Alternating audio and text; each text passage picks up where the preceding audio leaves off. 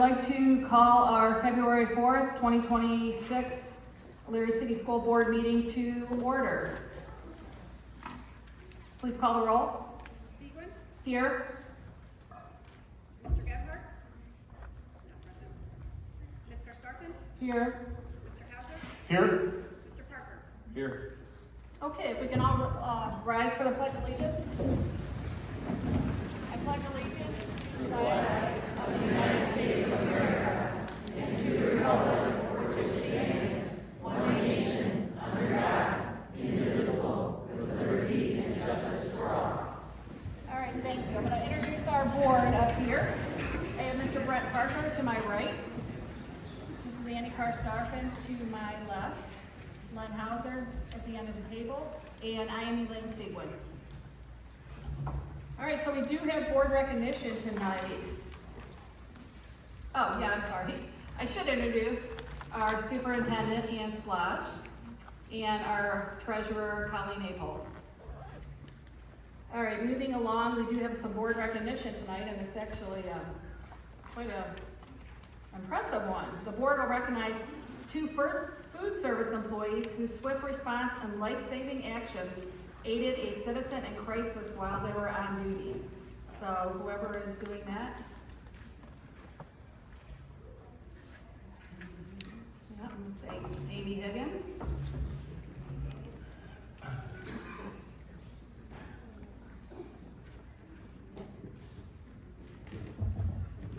Okay, folks in the back, I think we need a mic setting up here on the superintendent and treasurer's table. Let me just test it. Can you hear me? No. Okay, all right, we'll get that going. But good evening, members of the board and community. We'd like to take a moment to recognize an extraordinary act of service that took place at our campus during last week's bitter weather conditions. Our schools and everyone else's schools were closed multiple days last week due to frigid temperatures and sub-zero wind chills. Yet several of our food service employees came to work at Elyria High School to receive a food delivery. It was very early in the morning hours when they were there, among the coldest hours of the day, when they heard noises of distress in the distance. Rather than ignoring the situation or continuing with their duties, these employees chose to investigate. What they discovered was an individual in a critical state who had been exposed to the extreme cold for multiple hours. Without hesitating, they called for emergency medical services, and they provided care, keeping this person safe and warm until help arrived. Their quick thinking, courage, and compassion quite literally saved a life. It's our privilege tonight to formally recognize these outstanding employees. I would like to invite their supervisors, Lauren Smith and Brian Kokai, to join us on stage to introduce them to you and to present them with certificates and something else to recognize their heroism.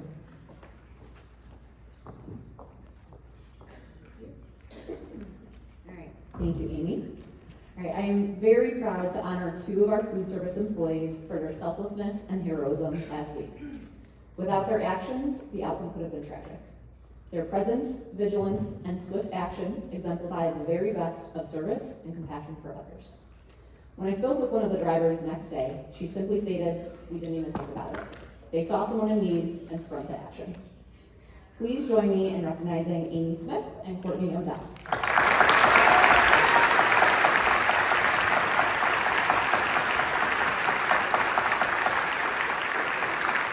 So in addition to their recognition here publicly at the meeting, Courtney and Amy will also be receiving the Elyria City School District Challenge Coins, which symbolize service and commitment and going above and beyond to help the citizen in need.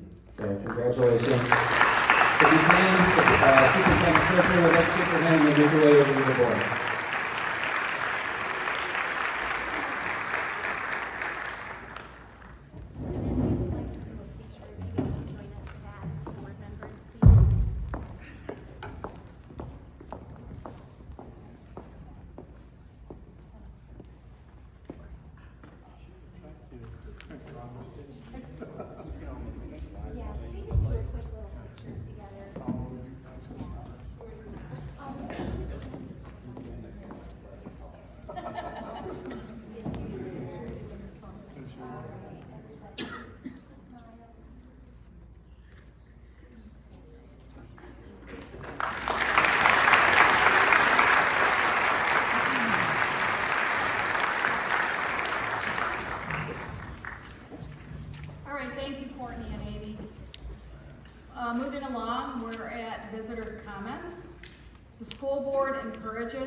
appreciates citizen interest in meetings of the Board of Education.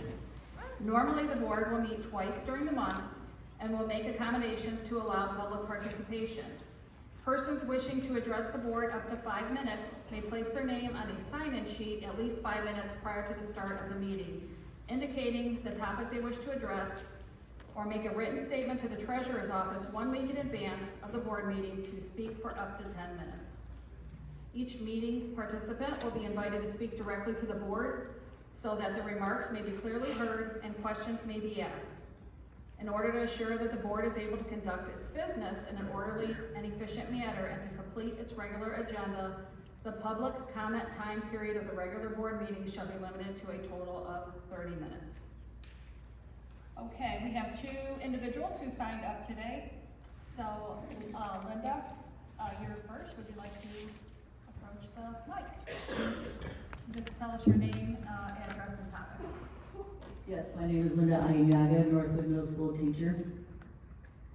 President Siegler, members of the board, Superintendent Schloss, and Treasurer Abel.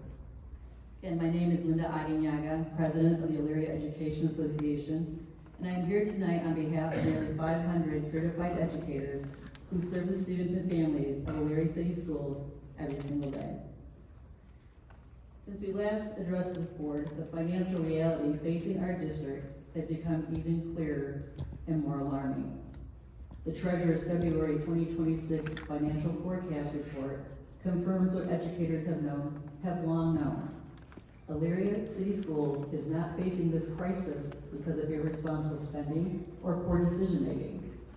We are here because of a state funding system that continues to fail districts like ours. According to the forecast, Elyria is on a path towards severe deficit spending and a catastrophic cash shortfall. By fiscal year 2030, the district is projected to see a decline of more than $75 million in cash balance compared to fiscal year 2025, resulting in a negative $43.8 million.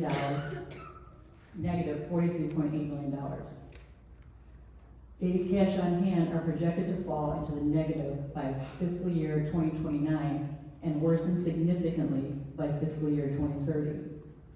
These are not abstract numbers. They represent a system being pushed past the breaking point. Most critically, the forecast makes clear that state funding is the biggest driver of this decline. While expenditures are projected to grow, largely due to unavoidable costs like employee benefits and purchase services, revenues are projected to decrease by more than 1% annually. State funding alone is expected to be more than $2.2 million less per year compared to historical averages. Even under the Fair School Funding Plan, the problem is undeniable. The calculated base cost to educate students in Elyria is approximately $44 million in fiscal year 2026. Yet the state is projected to provide just over $24 million. The local share continues to increase, shifting more responsibility onto a community that has already been asked again and again to make up the difference. By fiscal year 2030, the local share is projected to exceed 55%. This is not fairness. This is abandonment. Tonight, as discussions continue about potential budget reductions, the Elyria Education Association must be absolutely clear. We do not want to see any position cuts. Not one. Over half of the general fund is tied directly to personnel. Cuts in this area will land squarely on the classrooms, on class sizes, student supports, intervention services, mental health resources, and the adults our students rely on every day. Educators are already stretched thin, facing increasing student needs, escalating behavioral challenges, and expanding mandates with fewer resources. Cutting positions will not solve this crisis. It will deepen it and permanently damage the educational experience for Elyria's children. We have lived through devastating cuts before. The scars from 2008 and 2013 are still felt across this district. We cannot repeat that history. Therefore, we ask this board to commit to the following. publicly and persistently advocate with Ohio state legislators for the full and equitable funding of the Fair School Funding Plan. Clearly communicate to the community and to lawmakers that the financial crisis facing Elyria is driven by state funding failures, not local choices. Exhaust every possible alternative, including retirement, attrition, restructuring, and long-term financial planning before any consideration of reductions in force. Center transparency, collaboration, and respect for staff as these decisions unfold, recognizing that real livelihoods and real students are impacted. We appreciate the continued transparency from the treasurer and superintendent and the acknowledgement that fear-based communication helps no one. But transparency also must come with resolve. The message from Elyria must be unified and unmistakable. The solution is not fewer educators. It is fair funding. Our educators show up for this district every day. We ask that our district show up for us now, stand shoulder to shoulder with its employees, and fight alongside us in Columbus for the fully funded public schools our students deserve. Thank you.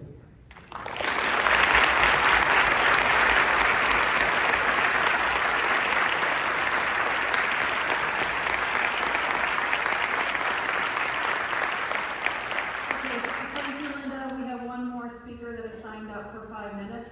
Melissa? Melissa Gorski? Yes, okay, that's gonna be a tough one to follow. Good job, thank you. My name is Melissa Gorski. I am an Elyria parent of 2 children, one in elementary, one in middle school. And if anyone knows me, I'd rather be up there singing to you all. Speaking is not my thing. I'm gonna ask you all to please think a little more locally. Like she said, we can't lose our paras, our teachers, they're invaluable. So in October, I did a public records request into an after-school club that is at Ely Elementary School. I'm not sure if they're at any other schools. And the numbers and my mind just kind of wandered over the course of the last 5 years that we've been back open since COVID. This club operates 1 day a week.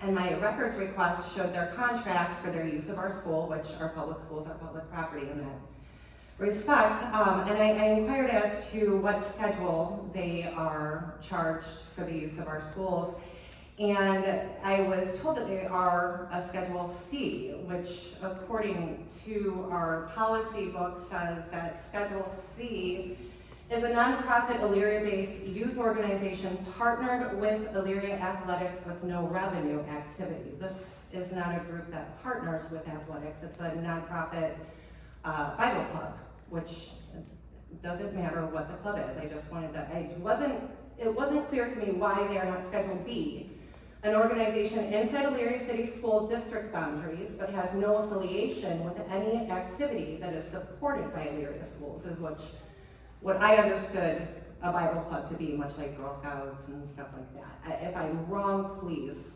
correct me. So with that being said, the response from the email was the community group is classified as a Schedule C. They're not charged. This is common practice for all groups. I try very hard not to charge anyone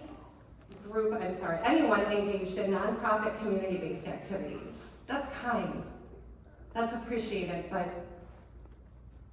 they could be bringing in money to our schools for the use of our facilities. I also looked into their contract, which is the use of the school gymnasium, and I inquired as to why they were also allowed. This was before I knew that they weren't even being charged for the gymnasium. I inquired as to why they were allowed to use the cafeteria as well. That should have been on the contract. And I was told that activities should be confined to the areas that are being reserved, and reservations should be updated if the use is expanded. That said, we don't require every space to be reserved. For example, you don't have to reserve the door you use to enter the building. With that said, crunching numbers conservatively and not conservatively, for the past 5 years, this group has been in our school for 2.25 hours once a week. That is $258 for one time a week.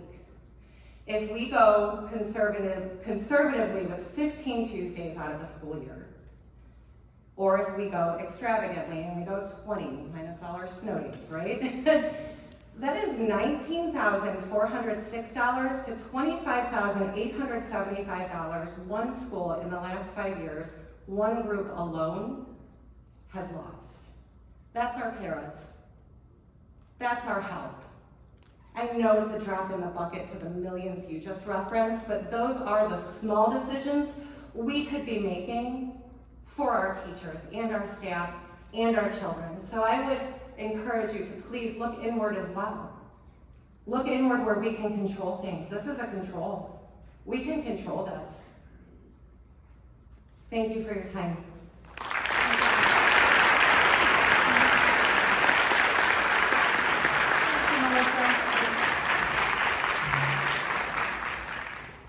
Moving along, board members, the meeting minutes have been posted. Do we have a motion to approve January 21st board? So moved. Second. Madam Treasurer, do we have a question on that? No. Madam Treasurer, please call the roll. Mr. Parker? Aye. Ms. Karstoffen? Aye. Mr. Hauser? Aye. Mrs. Segwin? Aye. Motion carries. We have no Board of Education items at this point, but we do have some treasurer action items. Yes, thank you. We have one, to acknowledge and express appreciation to the following gifts and donations. Thank you very much to Elyria Friends Church, United Way of Greater Lorraine County, Mr. Dan Clark, and Community of Faith. Thank you for your donations. Okay, do we have a motion to approve the treasurer's action items? So moved. Second? Second. Any discussion or questions? Then Madam Treasurer, please call the roll. Ms. Karstoffen? Aye. Mr. Hauser? Aye. Mr. Parker? Aye. Mrs. Segwin? Aye, motion carries. Treasurer other? No other, and I will wait for the report for the resignation. Okay. All right, moving along, superintendent action items. Thank you, Madam President. First of all, to approve the Elyria High School student fees for the 26-27 school year as detailed below. Also to approve the Lorraine County Community College Credit Plus MOU for the 26-27 school year as detailed below. To declare the impracticality of providing transportation for the following students involved as listed below. To approve the MOU with Vision to Learn and Elyria City School District for the rest of the 25-26 school year, and that concludes my action items. All right, thank you. We have a motion to approve the superintendent's action items. So moved. Second. All right, any questions? If no questions, please call the roll. Mr. Hauser? Aye. Mr. Parker? Aye. Ms. Karstoffen? Aye. Mrs. Segwin? Aye, motion carries. All right, well, it looks like we have several personnel action items. That we do. First of all, to approve the appointment of the following classified staff as described below. To approve the unpaid leave of absence for the following classified staff. To approve the resignation of the following classified staff as listed below. To approve the following athletic supplemental contracts for the 25-26 school year as detailed below. Also to approve the retirement of the following classified administrative staff member, Mary Wright, who has been with the district for 28 years as the executive specialist to the superintendent, retired as of February 1st. And I can't say enough about Mary and what she has meant to the district, and we wish her well in retirement and thank her for the wonderful 28 years she dedicated to Elyria City Schools. And that concludes my personnel action items.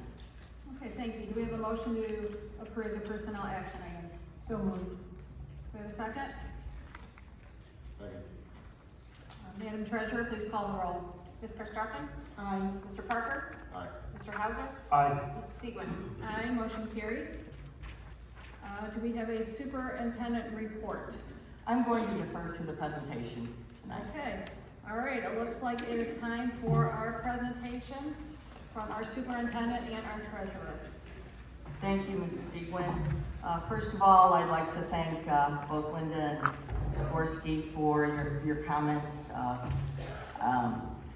This is a very difficult time, and I'm going to start by reading something to you because I want to capture it all. So I apologize for reading to you. But thank you for being here tonight, as we know how serious this moment is and how very real impact these decisions will have on our employees, our students, our families, and our community. Our district is facing serious financial challenges after 2 levy failures last year and continued cuts to federal, state, and local funding. The bottom line is that public education needs thoughtful, meaningful, sustainable funding and real tax reform.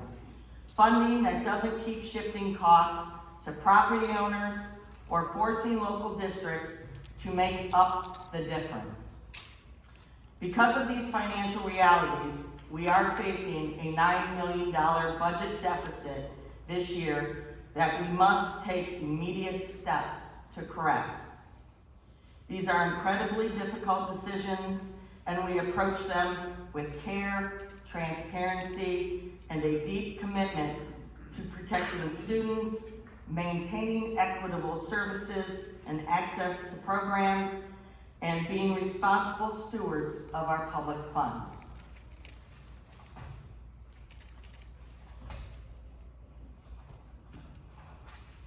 That's kind of an overview. I just paraphrased and gave a little bit, but we can move to the next slide. Thank you. I'm going to go right into why are we here and how did we get here. Majority of it is the property tax reform. On June 30th, 2025, House Bill 96 was signed by Governor DeWine. It included a provision that allowed the county commissioners to adopt a local property tax exemption that piggybacks on homestead exemption and related owner-occupied credit. In November 19, 2025, the Ohio General Assembly passed 5 property tax bill reforms: House Bill 124, 129, 186, 309, and 335. Governor DeWine signed these December 19, 2025, and some of them started in effect this calendar year. The intent of the legislation was to limit property tax increases for taxpayers, and the effect was reducing the amount of funding that school districts have received.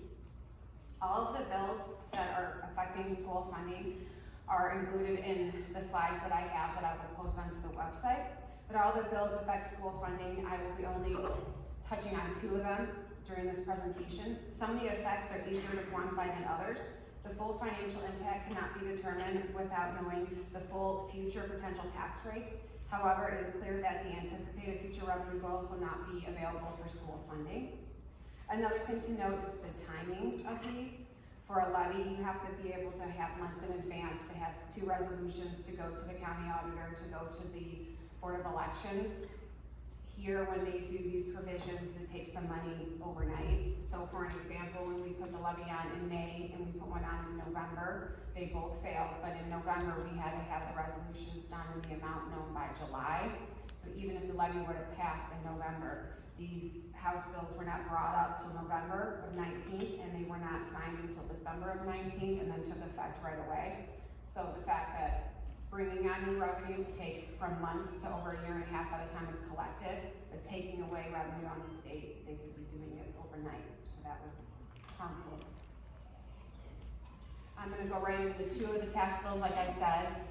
All of them more important, but 2 that could be quantified is House Bill 29 and House Bill 96. House Bill 29, there were fixed sum levies being included onto the floor. We were a floor district. We are not a floor district. I will not get into the weeds in that unless you would like me to. I would love that. But what does that do financially? You could see on the second line, in fiscal year 2028, the district will lose $428,000, and then in fiscal year 29 and 2030, it's over $250,000. To make it even more confusing, the tax goes on a calendar year and we go on a fiscal year. So we are from July through June, they are from January through December. So that's why you see when hits our school year, we hit it half of it in one year and then the full in the next. The piggybacking homestead, the provision that was added in House Bill 96, what that does is it gives the taxpayers an extra credit, but it takes it away from the school districts. So this current school year overnight, and that's a little dramatic, but that's what it felt like. We received, like a week after they proposed it, we got a letter in the mail saying that this fiscal year we would be $700,000 that we would not be collecting, and next fiscal year, it's $1.5 million. Just a little fact about that, 4 out of the 88 counties signed the owner-occupied tax credit, and 10 out of 88 counties signed the piggyback homestead. So not every county did it. Lorraine County was one county that did it, and did it for both of the tax credits. What that does to Elyria is about $2.4 million annually, but cumulatively, altogether, as you go through it, it's over about $9 million throughout the forecast. Like we said earlier, I will be combining the 5-year forecast presentation into this budget plan. It is kind of one and the same thing. So I'll be going over the revenues and the expenses in our bottom line. So the revenues, I broke up to the 3 main categories: the local revenue, the state revenue, and then the other revenue. I honed in on this current fiscal year and next fiscal year, just for this presentation and to do an overview, but I feel it's very important, and I think that Linda did an amazing job going over my 5-year forecast. If you wanted my presentation next time, I think that'd be amazing. But there are 29 pages, and I want to direct you to this because this will have every line item spelled out. But for an overview, from this year to next, we are losing 1.7% of local revenue. We are losing over 1% of state revenue, and then about 1.8% of the other revenue coming in. Those are based on historical trends and current legislation. On the flip side, the expenses that we have, the majority of our expenses are salary and benefits. That makes sense for most school districts because we are service focused. We have a 3.6 change. We are going 3.6% higher from this year to next year. That is mainly due to the negotiating agreements and the health insurance costs and the things that we have in place. Purchase services are increasing 2.1%. I believe the current inflation right now is 2.6%. So we are a little under the current inflation, but purchase services will be going up, and I think everybody feels that. That would be our gas, our electric, all the stuff that we have to service on the outside. And our other expenses, we are decreasing from this year to next, mainly due because that is things that we can handle right now. That's the immediate cost for supplies and items like that, where I think the teachers have felt it once the levy passed, as some of the requisitions for supplies have been coming through. So when you put that together, you have the revenues that are in blue, the expenditures that are gold, and then the cash balance line. You can see the revenues going forward are slightly decreasing throughout the forecast. The expenses are slightly increasing throughout the forecast. So when you put that together, the cash balance is declining, and that is not sustainable. That is the graphical view, but if you want to go to the numbers, in fiscal year 26, we are currently deficit spending $4.7 million. We are still at a healthy cash balance at 29%. The GFOA standard is 30%, so we try to stay around the 30%. But our policy is we cannot go below 20. So when we hit fiscal year 27, we are deficit spending $9 million, and we will have a $17 million cash balance, and we would not be abiding by our cash policy because we would be under the 20%. $17 million does look like a huge number if you look at it, but our expenses are about $4 to $7 million a month, so it doesn't get us very far monthly when we go through. And it's not a healthy financial place to be in, so here we are in a conversation, and I will. One question, Colleen, Yes. about the cash balance. I remember you saying this, so if it drops below a certain amount, then the state can't? Oh, yes, thank you very much for bringing that up, yes. So if it drops below a certain amount, you have the Ohio Department of Education, and you also have the state auditors. We are currently, the 3rd year in the forecast, are still positive.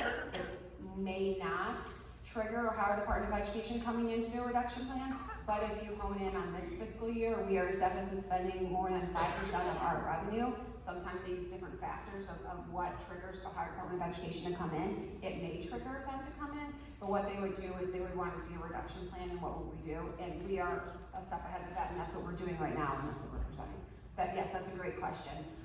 It is not for sure they will come in, but it does hit one of their flags. Okay, thank you. Does anyone else have questions directly related to Colleen's piece? Not at this moment. Okay. All right. Okay, before I jump into the personnel recommendations, I kind of want to, what I often do with Colleen is I try to summarize what she says in what I call layman's terms. So the key takeaway from what I heard Colleen say was the way the state is approaching tax reform is not helping public education. We all saw that our local valuations went up over the last year or so, and many, and you've seen this posted or in the newspaper, that many think that that additional money comes to local school districts. The reality is the more local taxes that we get, the less the state gives us. And that's often the part that people forget. So it's kind of like this, always a game of this to where they come back together. You also hear many times it said that the Fair School Funding Plan is fully funded. But you have to understand that fully funded, yes, they're fully funding it, but at what input? So the input they're fully funding it at right now is 2022 numbers. What we know 3 years later is things cost more. And we've all seen it at the grocery store, on our electric bills.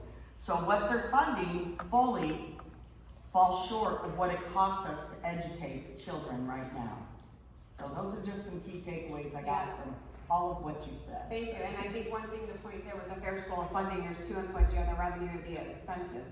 They updated the input for the revenue, so they took into effect the new updates for reappraisal, but they did not update the expense side, so they're still saying it costs as much to educate a student back in 2023, which we all know that 3 years earlier it was cheaper than items that are now. So not only did they not update the expense side, but they decided to update the other side, which is kind of weird. Before we press the next button, I just want to say that the next slides are difficult. They're devastating, actually.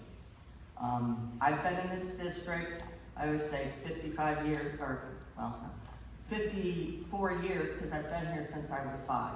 I've worked in this district over 34 years. And I've been through, as Linda spoke earlier, the 2008 and 2013 cuts. They don't come anywhere near to what I'm about to show you. And I want all of you to know this is not what we want to do.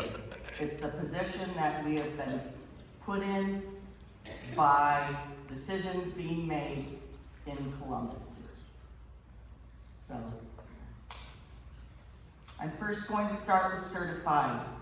Certified are basically anyone that a teacher, like a speech pathologist, a psychologist, school nurse, they're all part of the certified association. So you will see that we put numbers next to all of these positions. To clarify a little bit, with support services, that's the counselors, the psychologists, the speech language path.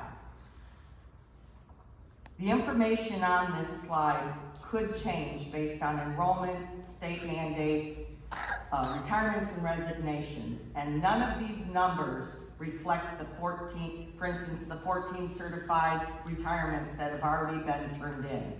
So we did not put that in these numbers. These are positions that are being reduced based on a 25-to-1 classroom ratio.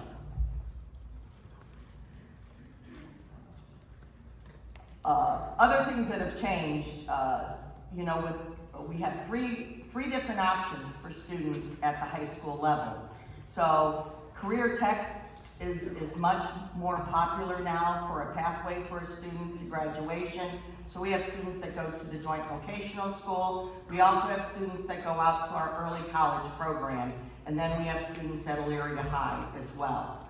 So looking at these numbers, and again, they are devastating numbers, but they also could change based on any additional retirements and the 14 retirements we've already received.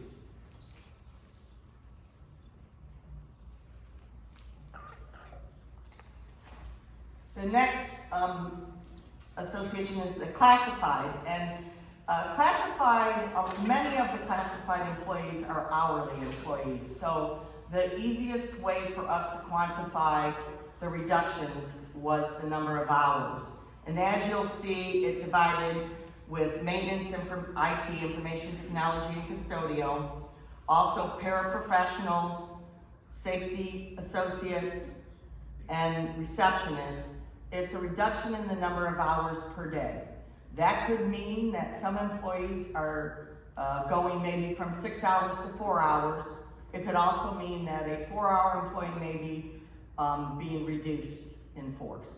So there's a variety of what these numbers mean, but this gives you the exact number of hours that we are reducing in each category.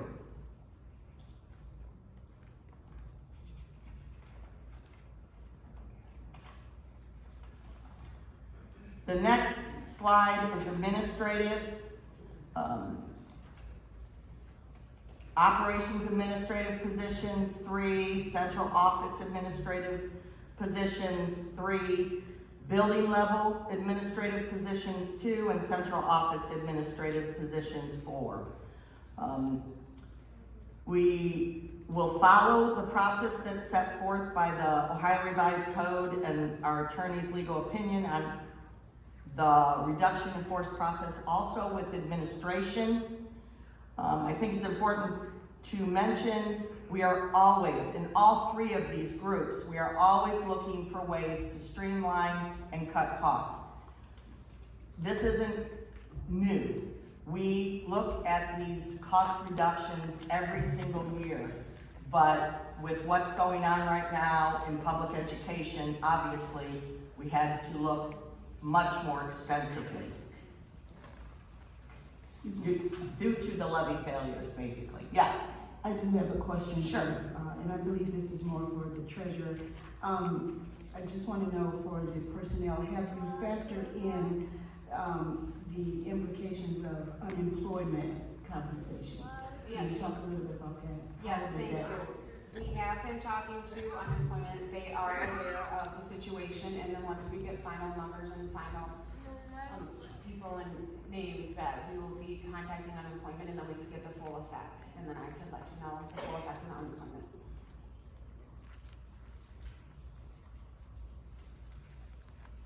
Any other questions before we move forward?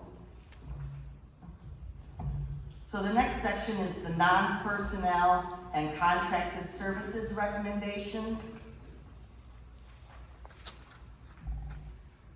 First of all, we looked at materials, instructional tools, and services that we use, and all of the staff use each and every day. And when we looked at this, we had to, there's no one saying that these aren't good tools, useful tools, and good for our students. But in looking at the fact that we have to cut $9 million, we had to look at everything. So as you see, some instructional software materials will be eliminated. We also will look at some of the other things we do in the curriculum, such as field trips, camp invention, reducing crossing guards contract. We have the early college program that we worked with our partner, Lorain County Community College, in reworking how that is funded, and it helped out.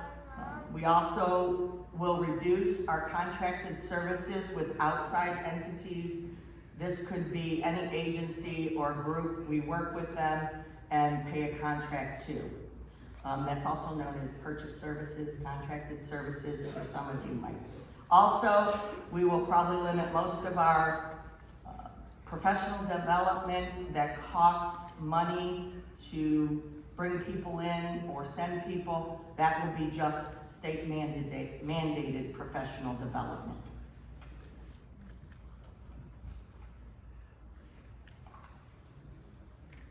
The next section is transportation. Transportation obviously is a big need in our city and county, and for many years we've addressed many of the barriers by providing additional rides to get students to school. So for instance, right now our bus, we bus up from 1.25 miles and closer, or further, 1.25 miles. And the state says we have to do a 2-mile radius, and that is what will change for K-8 in the 26-27 school year. The reason it does not mention high school is high school busing is not mandated.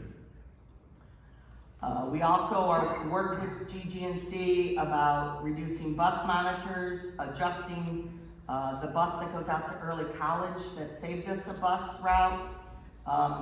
Right now, we've been busing some of the co-curricular transportation to and from, like for instance, middle school students that get bused to the high school after school for either athletics or robotics or something of that would be eliminated or reduced.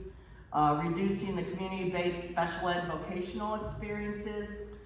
It doesn't mean we're not going to have any, but we're going to reduce some of them. And also we're going to restructure the preschool transportation that we have right now.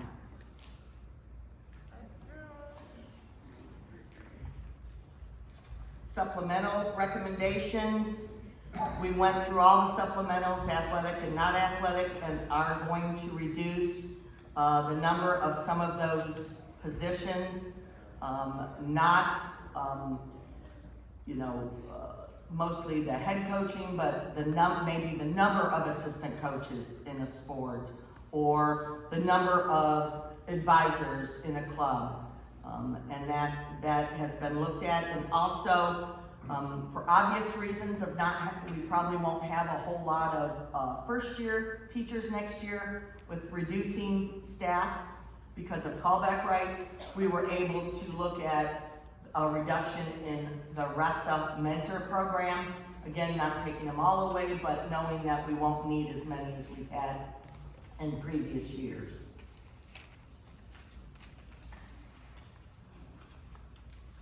Then across the board for building and department, a 10% cut in budgets, which will, as you can see, and I probably should have mentioned this, I'm sorry, every page kind of has the reduction amount. And I know we're going through this rather quickly, but this will be posted on the website so that you can look at it more extensively tomorrow. Now to kind of go over the big picture of what I just went through. This is the budget reduction summary page, and as you can see, we get to $9.025274 million, which a little bit over what we were given, but I feel like we've been somewhat conservative in our numbers and what we've reported. Someone had asked percentages as far as the cuts, and if you look at all certified staff positions, we have around 515 certified staff, and the cuts represented about 13.8%. If you looked at administrative staff positions, we have 57 administrators, and with the cuts, it was about 17.9%. It was hard to quantify with a percentage, be classified, because some are reducing hours and some are reducing positions. But at a later date, once we know, what that looks like, we'll be able to generate a percentage, but there's more intricacies with the classified staff as far as, the numbers and hours and everything.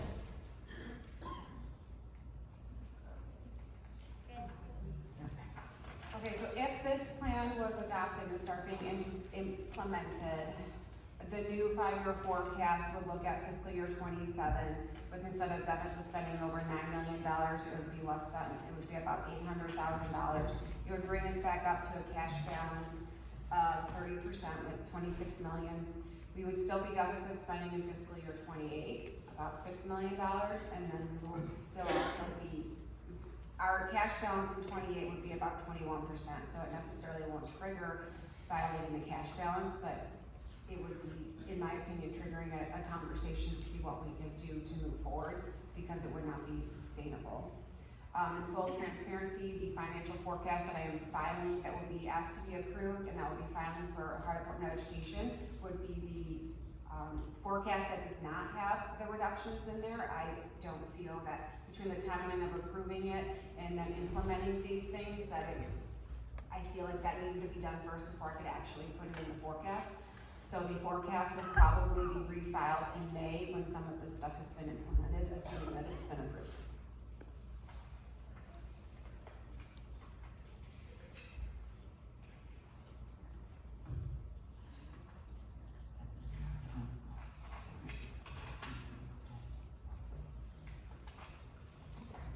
You good?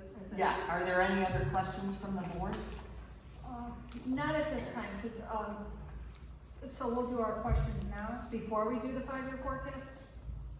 Our visitor comments, Yeah, so at this point, if you would like to do visitors, open up to visitors' comments, and then after that, we have 2 approvals. One will be the 5-year forecast approval, and then one will be the reduction. Okay. I'm gonna read a resolution, and then, those that wish to speak will be able to, come up to the microphones.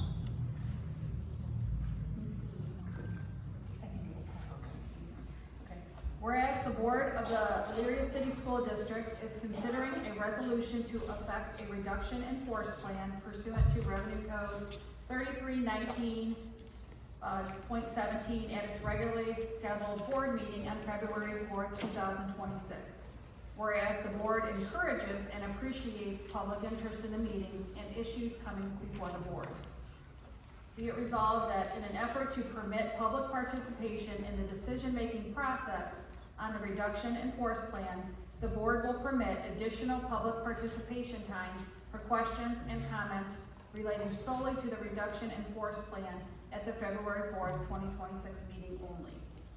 The additional public participation time shall be governed by terms and provisions, board policy BDDH modified as below. The total time limit for the additional public participation time shall be limited to 30 minutes.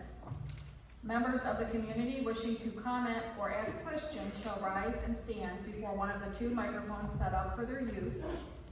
The board shall call upon the first person standing before the microphone to speak, alternating between the 2 lines until the earlier of 1, no more public speakers being present, or 2, the total additional public participation time having expired, and each person shall be permitted to speak for a total of 3 minutes.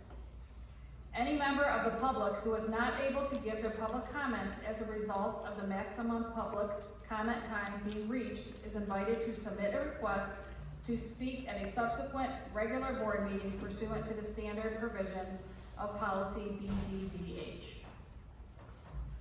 So, do I have a motion to approve the adoption of the modified public participation? So moved. Thank you. Madam Treasurer, please call the roll. Mr. Parker? Aye. Mr. Sargent? Mr. Hauser? Aye. Mrs. Segwin? Aye. Motion carries, so we can start our public participation. If we have anyone.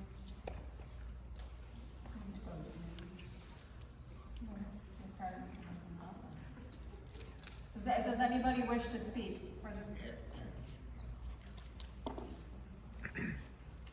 Madam President, can I make one more comment, please? Sure. I neglected to say this. I was asked this by someone earlier, like if we're gonna find out tonight if our job is still there, and if you notice, we were very intentional by not putting too many details to where you would figure out who the people were. Because it is our feeling that this is not where people find out about their job. And those will be very private meetings at later dates. So that's why it's very general. That was purposeful, but I wanted to make that comment because it was asked of me earlier. Okay. So, we have nobody that wishes to speak? Okay, then we can, move along. I think there's someone. Okay.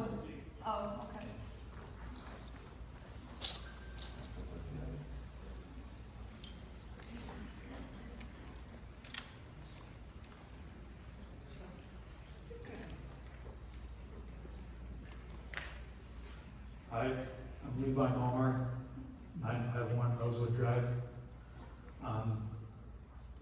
I was thinking that maybe in order to increase revenue, we could implement something like a pay-to-play for after-school activities.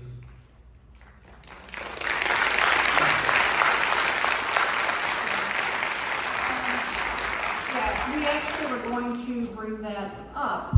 We had a question, Len was gonna bring that up, so I don't know if you wanna say anything at this Well, point. yeah, actually, it was just something we asked you to look into, not including it in our savings or adjusting the revenue of the district at this point, but just looking into it, we came to the recognition that in our conference, for example, the Southwest Conference, all of the participating schools, with the exception of Elyria City Schools and I believe Olmsted Falls Schools, and I think they have some sort of special grant or funding program, but all of the schools but our district have some sort of pay to participate policy.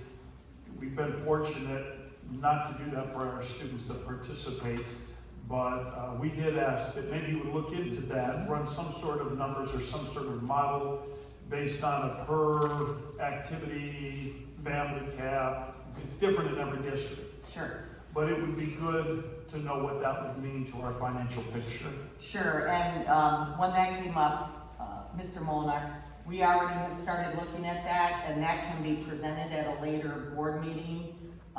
We're gathering the data from other districts to look at numbers, look at how many it affects.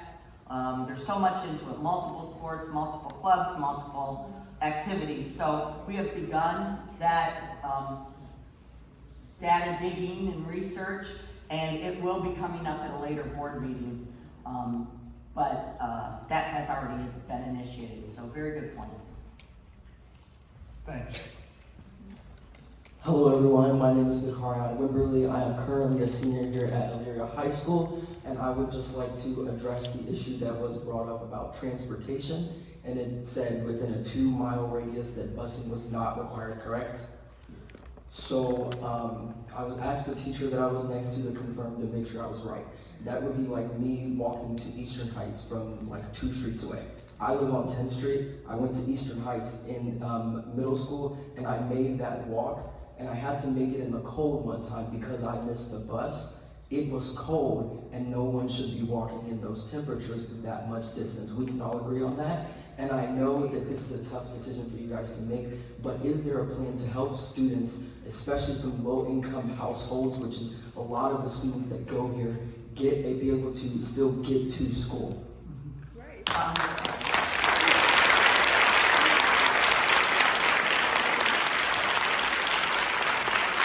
So, obviously, it's not ideal, and that's why we had the 1.25-mile radius. We have recently met, our operations department and Mrs. Higgins and myself met with Lorraine County Transit. They're really trying to do some different things throughout the city that might help some very purposeful routes. I don't know how else to put this other than when we're making the cuts, We have to look at mandates from the state and everywhere else. None of this is what we want to do. Okay, again, I'm gonna use that word devastating because I truly believe that's what it is. And there's no one that wants to have 5-year-olds walking 2 miles to school. At the end of the day, though, we keep getting cuts from the state, and the only way to make ends meet is to cut things throughout the district in our expenses. So what I'd like to say to Karian is that let's go back to what people need, but unfortunately that doesn't seem to be important necessarily in how they factor in the House bills and taking money away. Thank you. Thank you.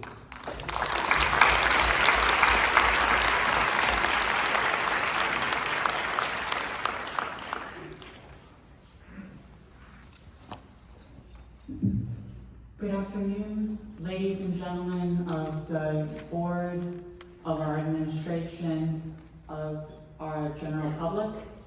My name is Sabi Fragapane. I am a custodian here at Elyria High School, and I would like to ask one question and bring up one thing if we have time. My question is there a plan for how reductions in non-education programs will be carried out? For instance, we have athletic versus non-athletic. Is there a current idea of how the reductions will be distributed amongst them, or if one will be prioritized over the other? I'm not sure I'm understanding your question, but as far as, are you talking about us telling people what's being reduced, or are you talking about how we prioritized? I'm asking about how you prioritize what will be reduced. So we had a lot of meetings with a lot of people, a lot of departments, and looked at what I always say is it's about the kids, and tried to stay as far away from the kids as possible and programming, and making sure our staff was taken care of as well.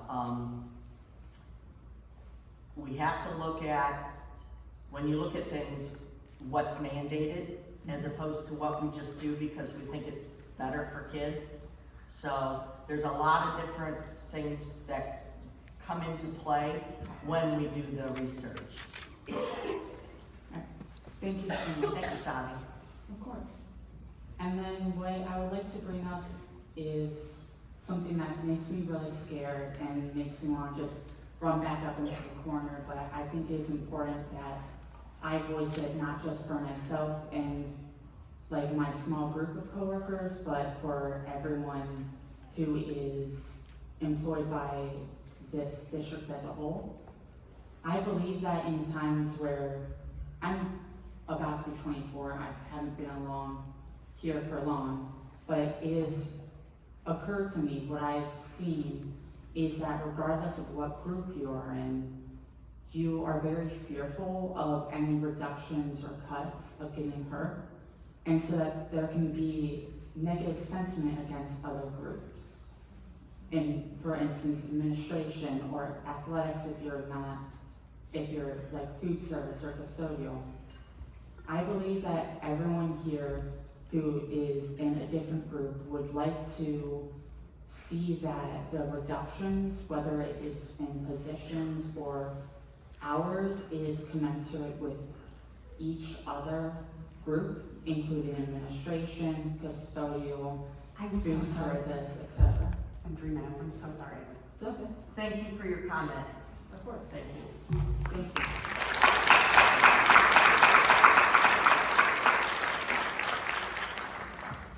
Hi, I'm Marie Combs. I'm a teacher at Elyria Elementary. When you were going over the cuts and the positions, Ms. Schloss, you mentioned that you purposefully kept it very vague. Has it already been decided who was getting cut? No? No, once the plan is approved, the work starts on the who. So As you know, the collective bargaining agreements in both unions dictate how that process is. And I will tell you, when it was done this way previously, and Linda would say that, we invite your leadership in to see the process in place while we're doing it. We have not done any of that as of now because we wanted to wait until it was approved in case there were any changes. Okay, and when will we get those answers? So they're coming at different times. It is, if I'm remembering correctly, everyone that will be reduced or reduce hours or what have you, it will be before spring break. Okay, and, oh, I had another one, and she flew away. Oh, you said that when we find out, it'll be a very personal meeting, so I'm assuming it'll be our building principals having the talk with us? Like who's staying, who's leaving? They will be there. There could be others there as well. I know, Linda, if I could speak for you, Linda's asked that a building rep or someone from the, as well as the ESS support staff, Jackie had asked the same thing. There will be several people there. There could be a central office person as well. But we're working together to find the best way to do it for each staff member. Okay, thank you. Thank you, Bree. Hi, I am Brooklyn Freeman. I am a alumni of Elyria High School. I graduated this past May, and now I am an instructional paraprofessional at Westwood Elementary School. I am also the volunteer middle school competition cheerleading coach, and we did just get 4th place at states this past month. And I was coming with a question because when I saw the plan for sports coaching salaries, nothing was said about head coaches, just removing assistants. But as I was looking at the actual salaries of our varsity head coaches who, when I was looking at the varsity head coaches' salaries, they were extremely high compared to middle school salaries. And I was confused in why that is a thing, because the workload is not much different, if at all. So I, coming from a position where I did it for free the whole season, I am just confused in why we are not taking a look at how much those coaches are actually making. There is a lot, and when we compare the results, it is just a little bit of confusion, and I'd love some clarity on that. So, Brooklyn, thank you. So, the first thing I have to say is supplementals are negotiated in the collective bargaining, and the rates were all negotiated items. That's not something that's just set by one group of people. It is a negotiation that happens. Secondly, if I said this, I apologize. Those positions represented the number of assistants they could have. I didn't say it was just assistants. That was an example, so I apologize if that was unclear. But understand too, we do have to follow the collective bargaining agreement on all of that. So. Understood. Could you adjust that the next time that the position is released? You can absolutely talk to your membership or someone who brings that to the table for negotiations. Absolutely. Okay, thank you.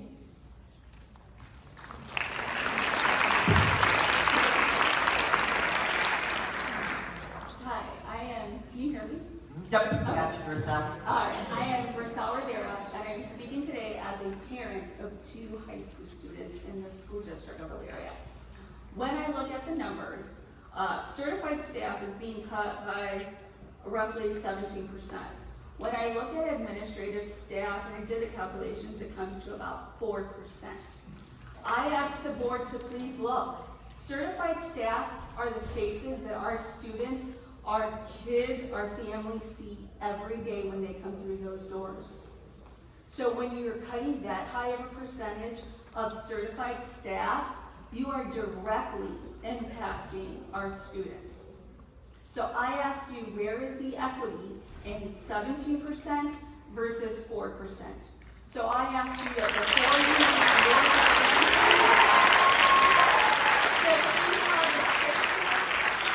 every single student that comes in there, and you prepare your answer to them, where is the equity? Why are they directly being affected? Thank you. Marcel, if I could clarify something, because I did give percentages. So the certified percentage was 13.79, and the administrative percentage was 17+%. I am more than happy to show you my calculations later, Okay. but I just want to make sure I clarified them because I did say those numbers earlier. Okay? Because when we look at the numbers, this is what we did. So I ask you to please take into consideration the direct impact you do for every single child that comes in through the Elyria City School doors, from preschool all the way to 12th grade. Thank you.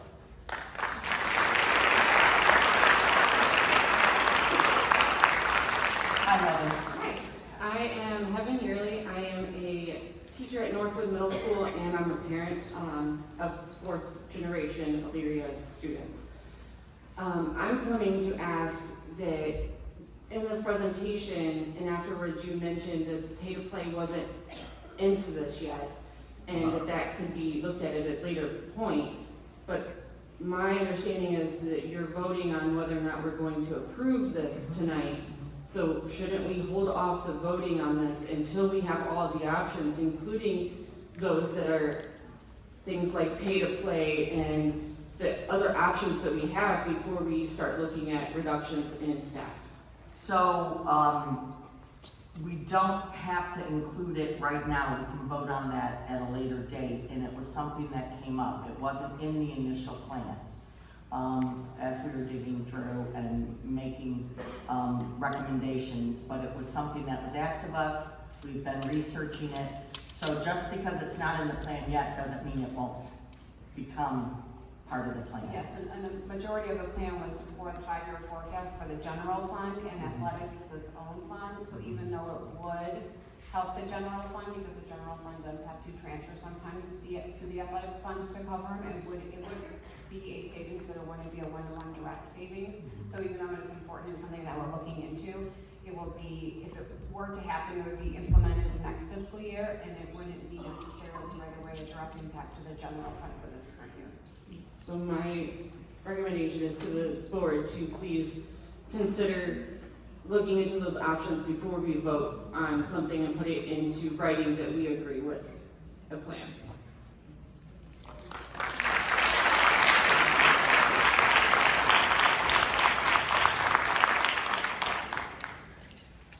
Hi, Vicky. Hi, my name is Michelle Verman-Kennett, and I'm stopping in as an advocate for extracurriculars that are off-site. When I started here as a GIS in the gifted department, there were certainly a lot of competitions and things that we liked to attend. And at that time, we attended them with parent transportation. About 2-3 years ago, there was a plan made by the board where bus transportation was far more chosen than parent transportation for some of these competitions that are very niche. They're small, sometimes they're during school, sometimes they are on the weekends or whatever. But these were small groups. And so what I noticed is that as we would plan those activities, which enrich the life of students who are maybe hopeful that they're going to go to Ivy League or that they're going to do something, you know, at a very high level of their post-secondary education. I want to make sure that these kids have a chance to see the outside world. But what happened was, when we were doing competitions, we were then told, now you have to take a bus. Well, that increased the cost of that activity dramatically. And it was something where we had to find money, and so there was always nervousness in trying to recruit kids to do this activity, because if we couldn't find the money for a bus, well, then we were stuck. The board, I believe, changed a rule, and it probably is related to a legal issue about safety. But what I would ask is, as you are looking at all of this, please make sure that you are not, as a board, creating a rule or a law or a plan that hamstrings us in terms of the ability to carpool or do what we need to do to get kids to where they need to go. Thank you.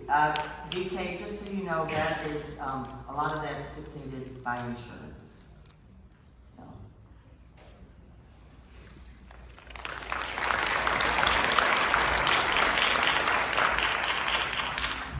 Good evening, everyone. My name is Elizabeth Hedzima, and I am a special ed paraprofessional at Eastern Heights Middle School. And my question for you guys is, looking at the reductions in staffs and teachers and looking into reducing the hours of paraprofessional positions, I just wanted to ask, how is that going to be determined? For example, for teachers, are you guys looking at evaluations? Is it seniority? And on paras, is it going to be how many hours that you work? Because there's 7-hour positions, there's 6 hours, 6.5 hours. What is that going to look like for us and our teachers that we work with? Sure. And as you said, you're a special ed paraprofessional, so a lot of the positions there are dictated by IEPs and things that have to be in place. As far as others, it is, we have to follow the contract, the negotiated contract. So that is how we determine. Okay, thank you.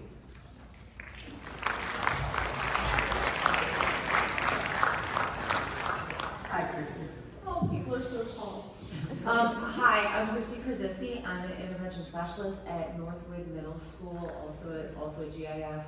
And I am just voicing my concern to echo with what Michelle VK just said, is that when we're looking at redistributing what extracurriculars that we provide to our students, I am concerned that it will seem very attractive to cut programs for our younger students, and just as VK says, what happens at the younger age, that it becomes bigger and bigger and becomes possibly a job or a career or a campaign. I think of my own daughter now, who is accepted into Cleveland Institute of Art, and is, you know, that's going to be her career, which came from an art camp when she was in 2nd grade. So I am asking, and I know you do, but I am just voicing my concern that please keep in mind our younger kids. Thank you. Thank you.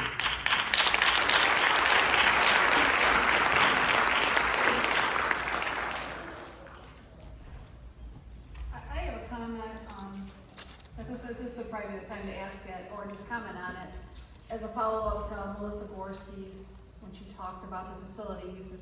You and I spoke about this recently, and I think it's great for the public to use our facilities, but I don't think it should cost the school money, whereas even if it's electricity or janitors, or, you know, I know people have to be in the building. So I do think that, and maybe we do, and I'm not aware of it, I think we need to establish more policy around that and make sure that we understand what that is. So when people are coming to the board to use the facilities, you know, whether we need to charge them, or it shouldn't cost us anything. I will make sure Mr. Kokai puts a packet together so you can see what we have now and how it's determined, and if there's any changes the board would like to make. Okay, thank you.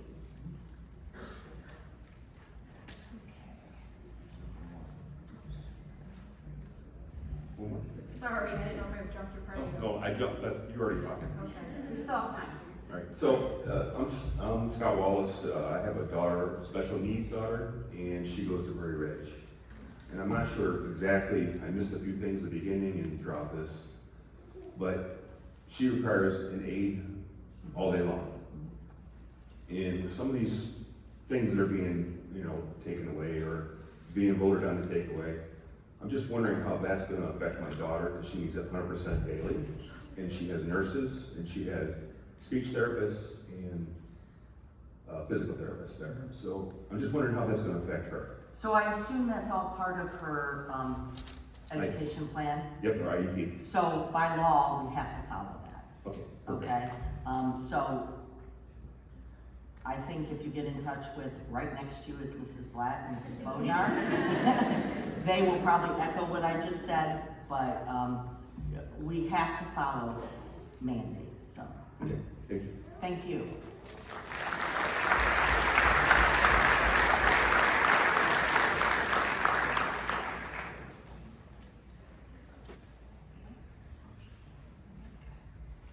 All right, so everyone has spoken who would like their time? It appears that's way, so. Now, do we do the 5-year forecast, or do we motion for this? Yes, please, a motion for the 5-year forecast.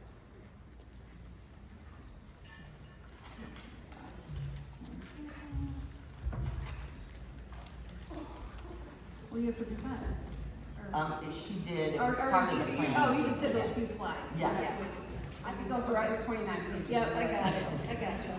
All right, do we have a motion to approve the 5-year forecast and assumptions for the Elyria City School District? So moved. Do we have a second? Second. Ms. Karsarkin? Mr. Hauser? Aye. Mr. Parker? Aye. Mrs. Segwin? Aye, motion carries. All right, moving on to the reduction plan. So, do we have a motion to approve the, Board of Election reduction plan? Or Board of Education reduction plan? So moved. Do we have a second? Second. All right, do we have questions, fellow board members, or? I mean, taking all the information the questions that were asked, I think there was a lot of good, questions, honest questions, that can be looked at.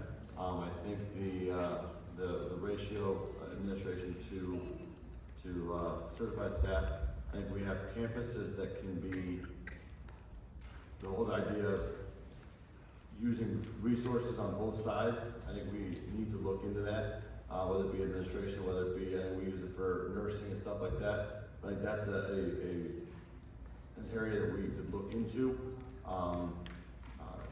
for saving money. We have these campuses, let's use them the way they were designed to be able to save money and use staff on both sides. But thank you very much for the comments.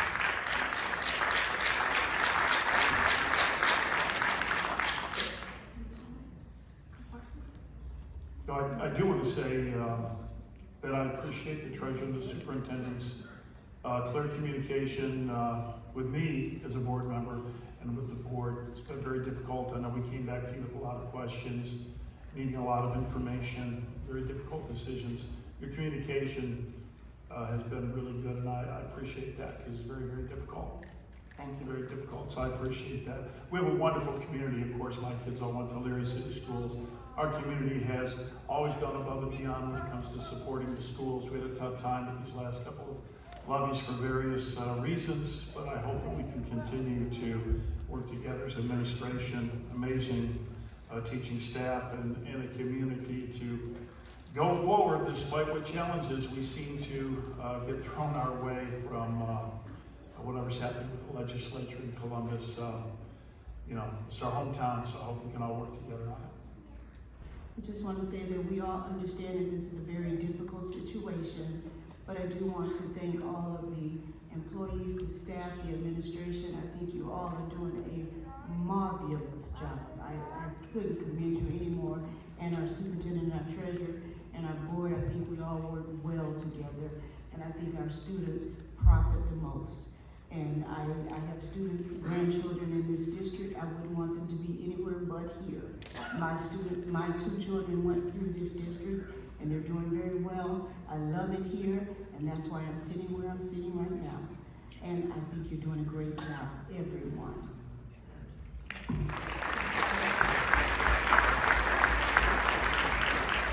Yes, and thank you to everybody that came today, and all teachers, administrators, classified and certified staff. Thank you, but thank you to superintendent and treasurer. Like Len said, I know that you guys have worked really hard on this plan.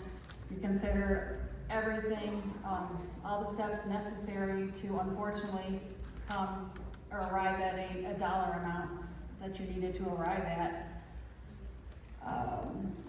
What I'm hoping is that the community realizes, you know, how hard these reductions were to make, and that they're on board, and that has to know that our district is really acting responsibly by doing this. So.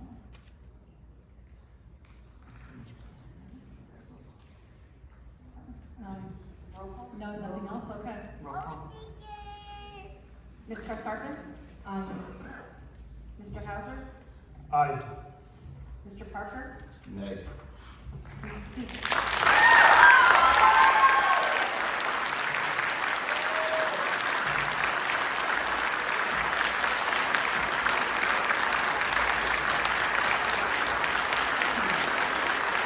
Mrs. Siegel. Aye. Oh, motion carries. All right. So we have any other Board of Education items? No. If none, then we will adjourn. Do I have a motion to adjourn? So moved. Do I have a second? Mr. Sharpton, call the roll. Mr. Sharpton? Aye. Mr. Hauser? Aye. Mr. Parker? Aye. Mrs. Siegel? Aye, motion carries.